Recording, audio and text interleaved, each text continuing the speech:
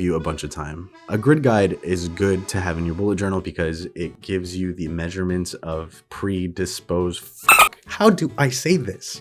What do I say? What do I do? What is the sentence I'm trying to formulate?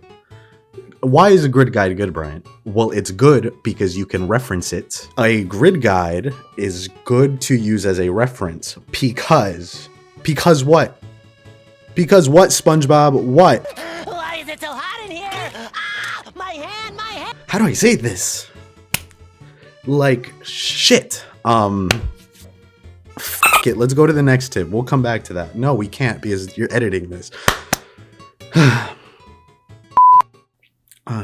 I'm so struggling so hard, but I don't know why I'm struggling so hard. But that's just my life. This is why you script your videos, ladies and gentlemen. But I haven't scripted jack shit ever. I just have bullet points, so leave me alone.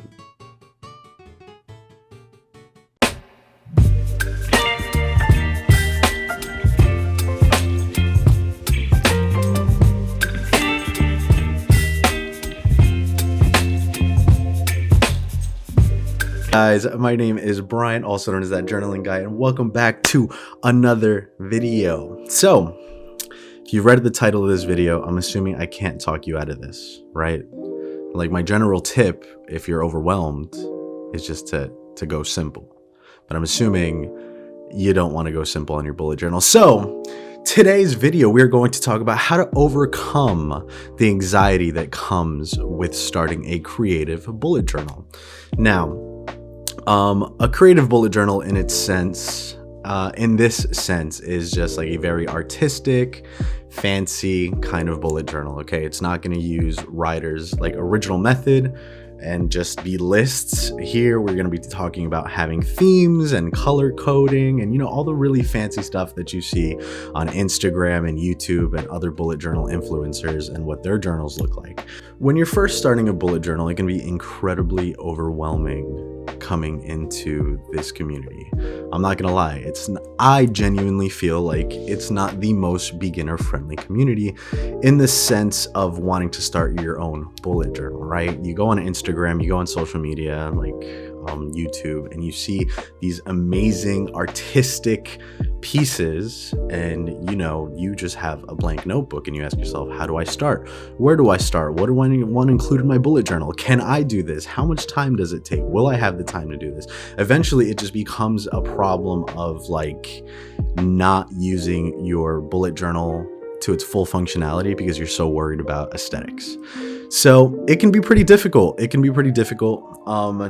get started. And so I'm here to kind of help you get through that if you're deciding to start a bullet journal and you've decided to go down the creative route. Like you want one of these fancy, very nice bullet journals that you dump time into. Okay, that's why we're here. If not, my advice is start very simple, start very slow, and work your way up. But if you're here and you're watching this like, no, Bryant, I want a fancy ass freaking notebook. I want a fancy bullet journal. That's what I'm here to do. I want this shit ASAP.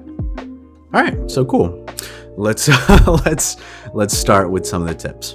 So tip number 1, and this has been immensely beneficial to me, is deciding your themes ahead of time. So I actually, for the past 2 years, every year before the year starts, I have a spread in my bullet journal where I decide what theme I will be doing every month of the year. A lot of the overwhelming feeling that you feel when starting a bullet journal comes from decision fatigue. You don't know what to pick, you don't know what to do, and a lot of time is wasted deciding what elements and themes you want to decide you want to have in your bullet journal.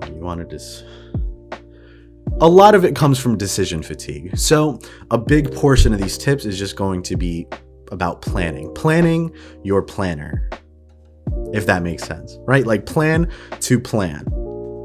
Anyway, well, it'll make more sense as we go through.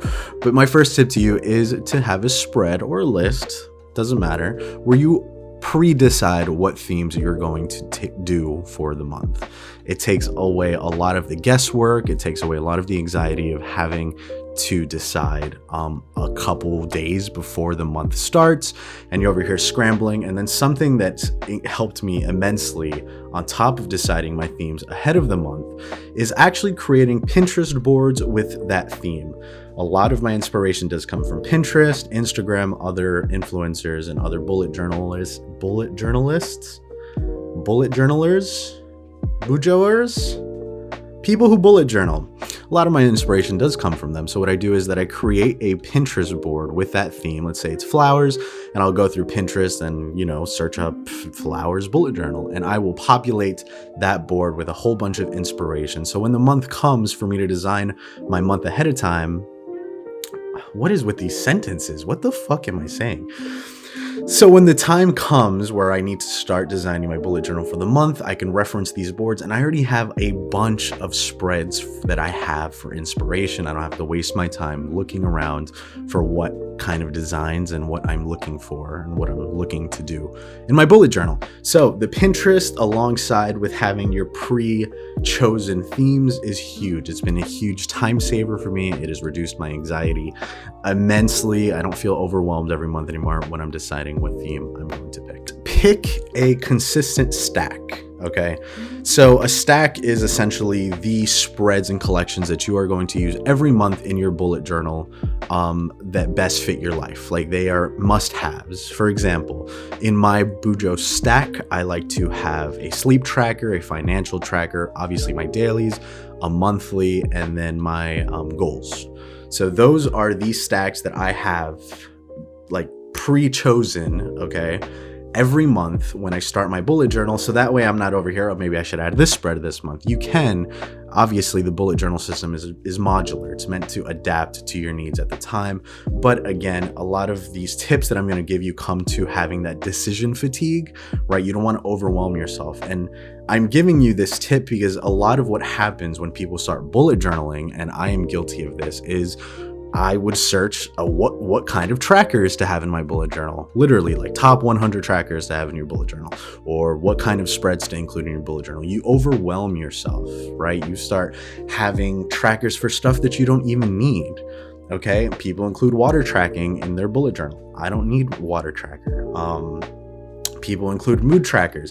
I don't need a mood tracker, and then you see all these really nice fancy spreads and you're like, I want this in my bullet journal. And you end up picking way too many, like 12 different trackers and spreads that you just end up like abandoning. You just end up not using it, and you invested all that time, but then you don't use it, and you're like, why did I do that? And so you begin to learn that, okay? You begin to learn that as you progress through your bullet journal, that having all these spreads makes for a really nice bullet journal. But again, you always have to prioritize functionality over aesthetic, okay? Like, make sure you are still using your journal. Make sure it is working for you and you are not working for your journal, as Mark from Men Who Bullet says, very famously, by the way. I quote that all the time. Make sure your bullet journal is working for you, okay? So don't just fill your bullet journal for the sake of filling it. Have a consistent stack that you know you're going to use every month. For the next tip, for the past 2 or 3 bullet journals that I've had, I've made a grid guide. So having a grid guide is actually really good because it's something that you can reference, okay, where you essentially use commonly used dimensions for your bullet journal. Okay, that's where you're going to reference to find the distance between the boxes and the length of your paper and the width. And it's really, really good to save you time, so you don't have to spend all your time counting boxes and where to do this certain things. All right, so having a grid guide is really good. All right, just trust me on that. Okay, reference because I said so. A grid guide is good. Let's move on. My next tip for you is to use a pre-made bullet journal. And by a pre-made bullet journal, I'm not talking about just any regular planner, but a perfect example of a pre-made bullet journal would just be Amanda Rachel Lee's doodle planner, right? So you have the aesthetic of a bullet journal, and it essentially provides you with all the templates and themes that you would be looking for in a really nice, beautiful bullet journal, but you can color it yourself. She gives you space so you could design, other aspects of your personal bullet journal how you would like. And I think it is a really, really good starting point for someone who doesn't have time or feels like they don't have the creative ability to make all these spectacular spreads. And I think it is not a bad place to start your creative bullet journal journey if you feel like you're a little bit overwhelmed. You could even use it as a reference for your own personal bullet journal, right? Like, use it for a little while, decide what parts of that bullet journal you enjoy, and then start yours from scratch by pretty much copying the templates over into your bullet journal. If there's one thing that I will tell you, okay, is that as artists, we copy each other often. There is no shame in that. Obviously, credit your artist. You have to credit your artist. Please do. But you copy what you like from somebody else and then add your little touches to it and make it yours, right? Like, that's how people innovate. We take different pieces from different designs and make something that's ours. It's very difficult, I feel, in today's day and age to come across a completely 100% original idea. It just is. It's very difficult, right? I think we live in a day and age where everything's already been made or thought of. So we exist in a very pensive society, which is good. Okay, so there's no shame in copying things like templates from other bullet journals that you see online, right? So buying a pre-made bullet journal is a good way to experience a bullet journal that's been already done, and then you can copy over things that you enjoy. So this one's going to sound like a little bit of a weird tip, okay? And I'm going to be honest, I have done this and it didn't work for me, but it works for a lot of other people. And that is splitting up your collections into two different notebooks, right? So what do I mean by that? So you have your monthly stack that you always use no matter what. Like I said, mine was the financial tracker, the sleep tracker, dailies, etc., right? Habit trackers. And then in the other category is like creative spreads, like movie trackers, shows like Netflix trackers, best, my self-care spreads, my game spreads, tracking my video games, that kind of stuff you could use to populate your bullet journal, or you can have a completely separate notebook for. And now, Brian, you're probably saying, Brian, why would you do that? Why would you want to do that? Well, for two reasons. One, if you ever have to migrate to a new bullet journal, you don't have to transfer over those collections, right? You don't have to transfer over those spreads, because in that dedicated notebook, you're still working on it, right? So that's the one, like, you have that notebook, so you don't have to keep remaking the spreads over and over every time you switch to a different notebook. So it saves you time. Two, you have it all in one place that you can reference very easily instead of having to go back to your bullet journal and search through your months and like where you decided to keep new spreads. And the third reason of why you would want to keep it in a different notebook is because you don't have that pressure of having to finish that spread in that month, right? Like, I don't know about you, but once I turn the page into a new month, I'm like, yo, out of sight, out of mind. I'm done with you. We moving on. It was a new month, new me. Right? So, but you don't have that pressure. You can work on your own time of having a separate notebook other than your bullet journal. I think splitting the two, your daily stack and then your collections and spreads, into two different notebooks could really work for some people. Now, for the next tip, it takes practice. Okay, it takes a lot of practice, especially if you don't feel like you're artistic and you're trying to use a bullet journal as a way to become more artistic. It takes practice. You're going to keep reiterating on your designs, on your templates, on your art in general, until something sticks and something feels right. And something that comes when discussing that whole practice argument when starting a creative bullet journal is you have to start slow. A lot of the people that you see online, okay, and a lot of your friends, if they're probably bullet journaling, didn't start with a full bullet journal, okay? And they didn't start with all these fancy designs. They didn't start with all these amazing doodles and Da Vinci level artistic things. All right, it is a really slow, steady grind of learning what you like and you don't like. And starting a bullet journal is just very much a personal process. Like, nobody's going to give you the exact template of what the perfect bullet journal will be for you, right? You're just going to learn through failing often, like anything else in life. Some things will work for you, some things won't. You'll abandon some notebooks, you'll abandon some spreads, you'll come back, you'll try something new. If it sticks, it sticks. If it doesn't, it doesn't. There's no hard feelings. but it takes practice. And you just have to keep doing it over and over and over and avoid that perfectionist mentality, because what's going to end up happening is that if you are paralyzed with that, I don't want to mess anything up type thing, you're never going to progress in your whole bullet journal journey. Which brings me to the next thing. A big block, my next tip, okay? A big roadblock that people have when starting a creative bullet journal is that they want everything to be perfect. Okay, they want absolutely everything to be perfect all the time. And I'm going to tell you right now, that doesn't happen. Okay, there are so many fucking mistakes in my bullet journal and notebooks and my planners. So many mistakes, I couldn't even tell you. But what I ended up doing, okay, and this is my tip to you, is to have a dummy notebook. A dummy notebook where you design your template and your monthly like covers and designs in a different notebook where you allow yourself to fuck up. Because I used to do that. And more specifically, I used to design my monthly cover pages on Procreate on my iPad, where I can literally like trace things, and if I mess up, I could just erase and color it, and I could try different color designs, and I could keep reiterating on designs no matter, how I could do it as many times as I wanted to. It didn't matter because it wasn't such a permanent, there was no permanency to that design if it's on my iPad or another notebook. So if you're worried about messing up your main journal, you can buy a Artist Loft journal for $5, or even just have a white paper, right, where you can doodle out what you want your template and cover page to look like, and you could experiment with different designs. So that is my tip for how you can try to avoid that perfectionist mentality, even though I know it's really hard to fight. It's really difficult to get over. All right. But, you just got to do what you got to do. Okay. Don't overthink it. Don't overthink it. And for my final tip to you guys is use tools that are available to you. By tools, I mean like use different stencils. There are full-blown like bullet journal template stencils that you can buy on Etsy.